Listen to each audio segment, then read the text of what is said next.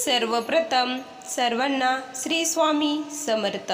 आजचा अनुभव पिंपरी येथील दादाचा आहे। खूप सुंदर असा अनुभव स्वामींनी या दादांना दिला आहे।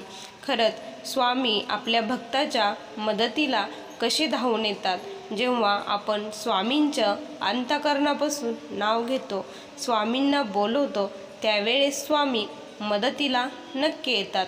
हेच आपल्याला या अनुभवातून आज कळणार आहे।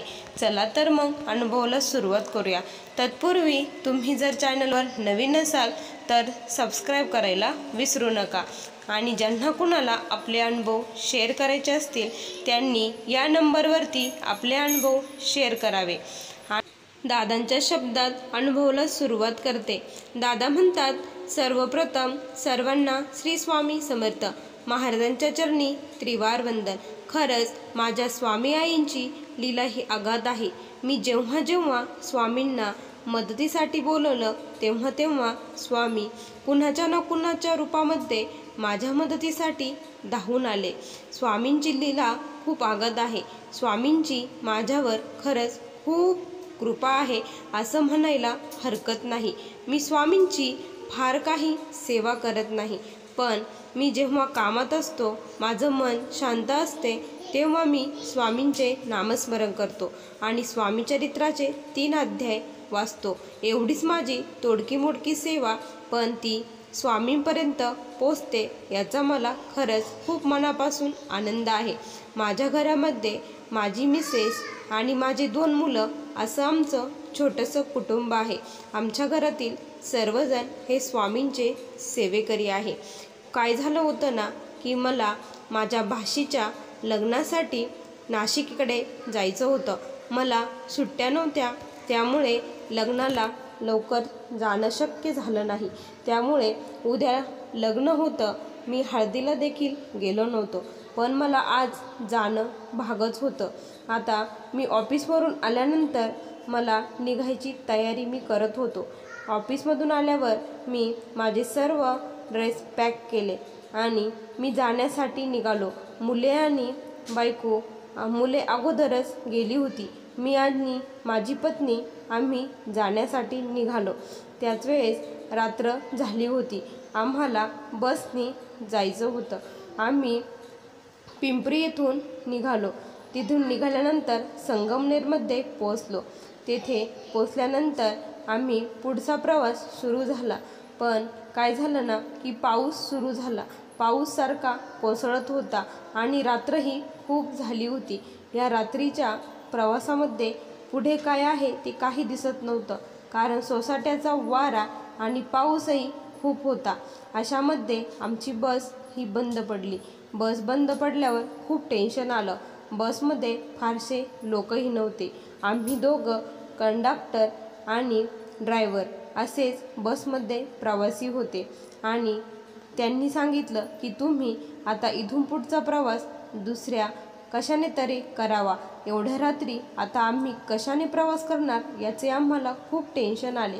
आम्ही त्यांना विनंती केली, पण ते म्हटले की बस आता ठीक होऊ शकत नाही, तुम्हाला दुसरं काही भेटत असेल तर तुम्ही शोधावे। त्यानंतर आम्ही खाली उतरलो आणि रोडला उभे राहिल्यानंतर आम्ही गाडी येण्याची वाट बघत होतो। एखादी गाडी देवदूतासारखी येईल आणि आम्हाला घेऊन जाईल असं वाटत होतं।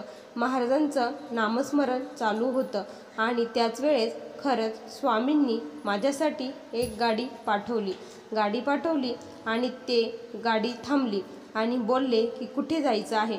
मी बोललो, नाशिकला जायचं आहे, प्लीज आम्हाला मदत करावी, रात्र खूप झाली आहे असं म्हटल्यानंतर ते म्हटले, ठीक आहे, बसा गाडीमध्ये। आम्ही दोघेही गाडीत बसलो। आमचा प्रवास सुरू झाला। महाराजांचा नामस्मरण कंटिन्यू चालू होतं, तारक मंत्रही चालू होता। अशी आमची सेवा प्रवासामध्ये चालू होती। रात्र खूप झाली होती, त्यामुळे भीतीही वाटत होती आणि अचानक काय झालं ना की ही गाडी बंद पडली। आता काय करावं। रात्रीचे जवळपास 1:30 वाजला होता। खूप घाबरलो होतो. आता ही गाडी बंद पडली. आता काय करावे? गाडीचे पेट्रोल संपले होते. आजूबाजूला कोणीच नव्हतं. सर्व काही सुनाटा झाला होता. सुनसान, सगळीकडे सुनसान होते. आता काय करावे याचे खूप टेन्शन आले. आता आजची रात्र इथेच काढावी लागेल असे ते बोलले, कारण पर्यायच नव्हता. कारण पेट्रोल इथून जवळपास 15 ते 20 किलोमीटर अंतरावरती होतं. काय करावं काही कळेना. आम्ही गाडीतच बसलो आणि महाराजांचे नामस्मरण करू लागलो. स्वामी मदतीसाठी धावून या, काहीतरी चमत्कार करा, स्वामी कुठून तरी पेट्रोल द्या, असं आम्ही म्हणत होतो. आता मग आम्ही महाराजांवरती विश्वास ठेवून सेवा करू लागलो. आणि अचानक काय झालं की पोलिसांचं फिरतं पथक तिथे आलं. पोलिसांची गाडी आली. त्यांनी सर्व चौकशी केली. आम्ही सर्व काही सांगितलं. त्यावेळेस माझ्यासाठी स्वामी महाराज प्रत्यक्षात आले असं मला वाटत होतं. कारण जे इन्स्पेक्टर होते ते बोलले की तुमचं पेट्रोल संपलं आहे, तर काळजी करू नका. मी थोड्याच अंतरावरती पेट्रोल पंप आहे, तेथून तुमच्यासाठी पेट्रोल घेऊन येतो. ते असं बोलल्यानंतर मनाला खूप समाधान आणि धीर आला. स्वामीच धावून आले असे वाटले. आणि मग ते आमच्यासाठी पेट्रोल घेण्यासाठी गेले. त्यांना जवळपास 1 तास लागला, कारण येण्यासाठी आणि जाण्यासाठी वेळ लागला. ते पेट्रोल घेऊन आले, गाडीमध्ये पेट्रोल टाकलं आणि आमची गाडी सुरू झाली. आम्ही त्यांना चहा घेण्यासाठी आग्रह केला, पण ते नाही बोलले. त्यावेळेस मी त्यांना बोललो की खरंच स्वामींनीच तुम्हाला माझ्या मदतीसाठी पाठवलं असं मला वाटतं. स्वामी शब्द ऐकला आणि ते हसले. ते म्हटले की स्वामी, तुम्ही स्वामींचे सेवेकरी आहात का? तर मी हो म्हटलो. आणि तेही म्हटले की मीही स्वामींचाच सेवेकरी आहे.